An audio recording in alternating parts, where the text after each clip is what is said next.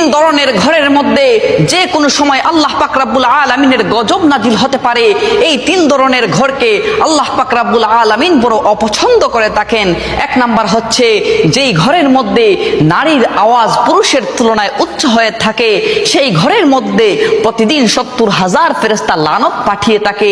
দ্বিতীয় নম্বর হচ্ছে যেই ঘরের মধ্যে অন্যের হকের মারা টাকা জমা থাকে আর সেই টাকা দিয়ে সংসার চলে, ওই ঘরের মধ্যে যে কোনো সময় আল্লাহ পাক রব্বুল আলামিনের গজব নাজিল হতে পারে। আর তিন নম্বর হচ্ছে হযরত জিবরাইল আলাইহিস সালাম বলেন, যেই ঘরের মানুষরা